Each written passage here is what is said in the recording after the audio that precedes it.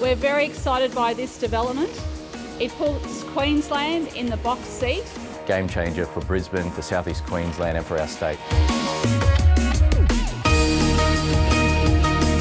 We started this journey as a group of mayors in South East Queensland 6 years ago, so there's been a lot of work put into it. We don't have to build huge stadiums that are not going to be used in the future. Track and field is Carrara. It's existing, the IOC is happy with that if that's the fallback. If that was the case, then we do a ceremony in Suncorp. The IOC is not requiring us to go out and spend big money.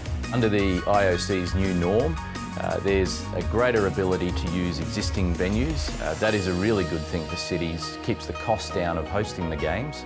There's also the opportunity to use temporary venues as well. We'll be taking advantage of that. So we have 85 to 90% of the venues that are either existing venues or the ability to have temporary venues. There are a few more that need to be built, but as I said, we've got 11 years to get that done. What are the Olympic Games going to look like in that decade? Yep. Because they haven't been popular in the last few years with countries and cities wanting to host, because cities have been left with infrastructure that they can't use. They have had cities that have hosted it that might have regretted it because of the waste and the finances that comes with it. So I think this is not me being pessimistic. This is just raising the question how they're going to make it different so that it doesn't come at a loss. And I think one of the great things that Australia's got is we've got a lot of stadiums and we've got a lot of that infrastructure already in place. It's South East Queensland, it's looking further north, it's looking further west, and that way you spread the costs out, you don't end up with white elephants.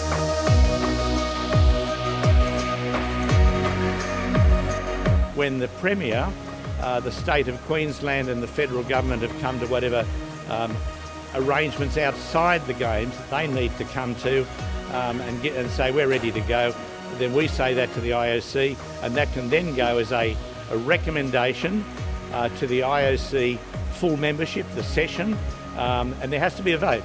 Even if there's only one candidate, you have to get 50% plus one. It may happen before the Tokyo Games. It will happen this year. Now, I don't know how you lose a one-horse race, but I did put that... But is it a one-horse race? It's a one-horse race, so effectively, unless there's something major, unless the government decides we're not spending money, we're pulling out for whatever reason, and that is most unlikely. It's a one-horse race.